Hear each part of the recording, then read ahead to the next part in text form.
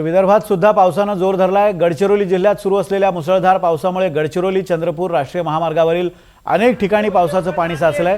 काही भागांमध्ये रस्त्यांवरून पाणी वाहत असल्यानं वाहन चालकांना मोठी कसरत करावी लागते। रस्त्यावर पाण्याची पातळी वाढल्यानं वाहनांचा वेग मंदावला असून वाहतुकीवर परिणाम झालाय। विशेषतः दुचाकीस्वार आणि लहान वाहन चालकांना अधिक सावधगिरी बाळगावी लागते। आणि या संपूर्ण परिस्थितीचा आढावा घेतला आमचे प्रतिनिधी मनीष रक्षमवार यांनी।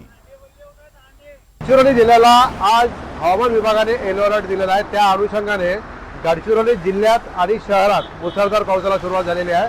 आपण बघू शकता या ठिकाणी मुसळधार पावसाचं पाणी जमा झालेलं आहे आणि हा राष्ट्रीय महामार्ग आहे, गडचिरोली चंद्रपूर राष्ट्रीय महामार्ग आहे। या ठिकाणी आताही पाणी आहे जमा झालेलं। इकडे बघू शकता, इकडे सुद्धा काही वाहनं जे आहेत ते पाण्याखाली गेलेले आहे। हे गॅरेजचे वाहनं आहेत, हे वाहनं या ठिकाणी ठेवण्यात आले होते आणि ते पाण्याखाली गेलेले आहेत। एकंदरीत जर आपण बघितलं तर या राष्ट्रीय महामार्गावर पूर्णपणे पाणी जमा झालेलं आहे आणि पावसाने थोडी काही वेळाकरता विश्रांती घेतलेली आहे।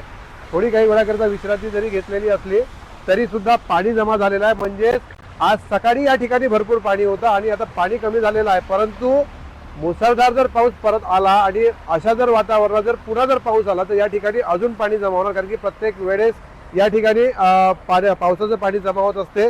आणि गडचिरोली जिल्ह्यामध्ये अनेक मार्ग सुद्धा बंद झालेले आहे। अतिदुर्गम भागातील मार्ग सुद्धा बंद झालेले आहे।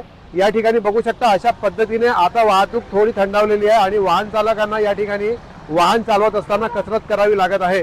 आपण बघू शकता या ठिकाणी काही सायकल चालवणारे आहेत, काही वाहन चालवणारे आहेत। बघू शकता अशा पद्धतीने या ठिकाणी वाहन चालवत पाण्यातून मार्ग काढावा लागत आहे।